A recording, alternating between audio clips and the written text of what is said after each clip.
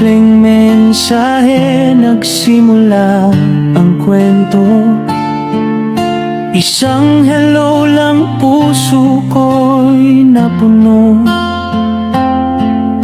Hindi inakala na sa maliit na screen may taong darating na magpapangiti sa'kin.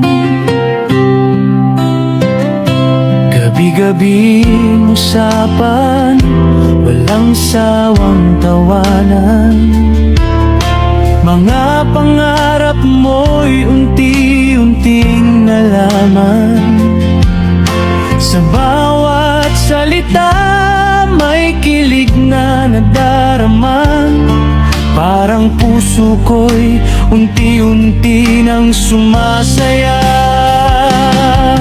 Nakilala kita sa phone, sa mundo ng mensahe. Di ko akalaing puso ko'y maabot mo rin pala.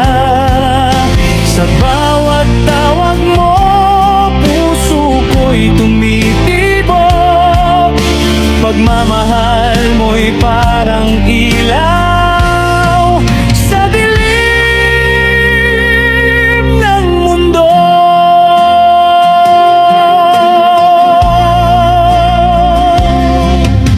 May mga pagsubok ding dumaan sa atin, mga tampuhan at lungkot na di maiwasan. Ngunit sa tiwala, tunay na damdamin, napatunayan natin, kaya pala nating labanan. Hindi man tayo agad nagkita noon, puso naman natin ang unang nagtagpo.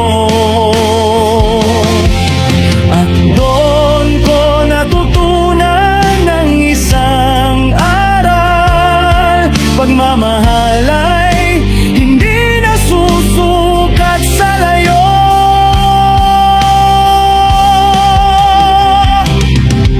Nakilala kita sa phone, sa mundo ng mensahe. Di ko akalaing puso ko'y maabot mo rin pala. Sa bawat tawag mo, puso ko'y tumitibok. Pagmamahal mo'y parang ilaw sa dilim ng mundo. Sa simpleng phone lang nagsimula ang lahat.